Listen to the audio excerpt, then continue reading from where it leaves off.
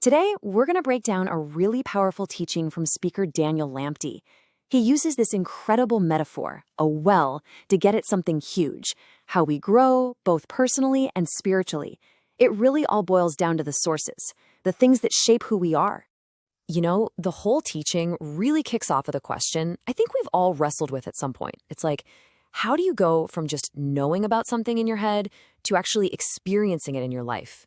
You can read all the books, listen to all the talks, but there's still this gap, right?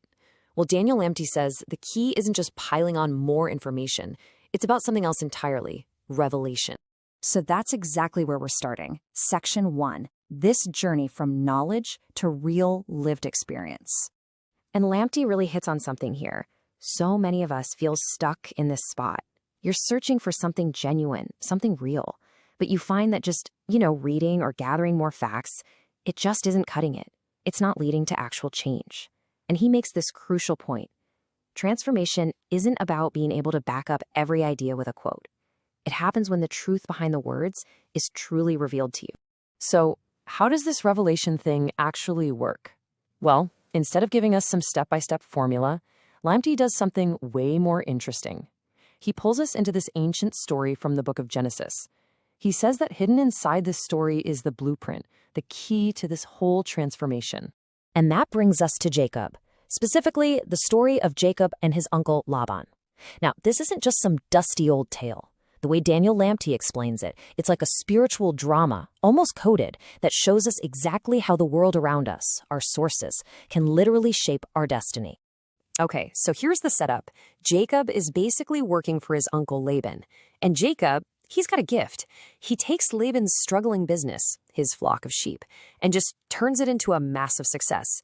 It gets so good that even Laban has to admit, hey, ever since you showed up, things have been great for me. But here's where the story gets really interesting. Look at this contrast.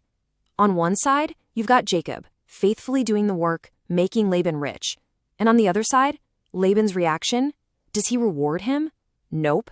He takes him completely for granted. He cuts his pay, not once, but 10 times, and basically treats Jacob and his whole family like they're his property. I mean, it's straight up exploitation. So you have to get this. Jacob is totally trapped. He can't just stop and leave, but he also can't get ahead. The system is rigged against him. And this is the turning point. This is where God steps into the picture. He gives Jacob this wild, unconventional strategy, in a dream, a way to build his own wealth, his own flock, right under Laban's nose. And that divine strategy, it all revolves around the central metaphor that unlocks everything in this teaching, and that is the well. So what is the well? In Lamptey's teaching, the well is simply the source you drink from. It's where you get your spiritual nourishment. And think about it. The entire strategy God gave Jacob was centered around the watering hole, the well, the one place the sheep had to go every single day to drink. It's the place of encounter. And what's so brilliant about this is that it's not just a religious idea. Lamptey makes it super clear that we are all drinking from different wells our whole lives. Think about it. Your family, the culture you grew up in, your education, your friends. These are all wells of information. They've been shaping who you are long before you ever thought about your spiritual life. Okay, so this is where it gets really practical. Lamptey basically challenges us to put on our detective hats and investigate the wells we're drinking from. And he gives us 5 critical questions to ask. So really think about the sources in your life. First question, who dug this well? Like, who is the original source of this information or this way of thinking? Is it a single leader, a tradition, something that went viral? Second, what was their real intention? Was this well dug to genuinely help people, or was it designed to control them or keep them in a specific system? Third, how deep is it? Are we talking about profound wisdom here, or is it just shallow, feel-good stuff that doesn't last? Fourth, and this is a big one, how clean is the water? Is it pure, or is it polluted with someone's personal agenda, bitterness, or maybe politics? And finally, what does it taste like? After you drink from this source, how do you actually feel? Empowered and hopeful, or maybe bitter, anxious, and small? All right, now we're getting to the big payoff, the conclusion of Jacob's story, and the absolute core principle of this whole teaching. So, what actually happens when you keep drinking from the same well, day in and day out? So here's what Jacob did. He took these specific branches, think of them like banners, and he set them up right at the well. So every single time the sheep came to drink, they were looking at these patterns. They had no clue what was going on, right? They were just thirsty. But what they were seeing day after day was literally changing them from the inside. And before long, they started having babies, offspring that had the exact speckled and spotted patterns that Jacob had put in front of them. And this all leads to the single most powerful line in the whole teaching, a direct quote from Daniel Lamptey. He says, "You become what you behold, and you reproduce what you become."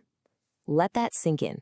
The idea is that whatever you consistently look at, whatever you expose yourself to at your well, it doesn't just give you information. It literally forms you. It transforms you.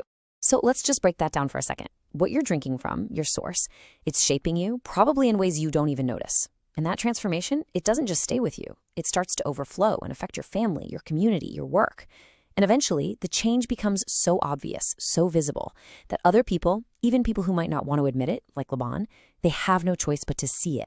And that's where this whole thing lands. It leaves us with that one final, incredibly important question from Daniel Lamptey. He turns it right back on us, because the quality of your life, your own growth, the impact you have on the world, it all comes down to this one simple choice. So the question is, what well are you drinking from?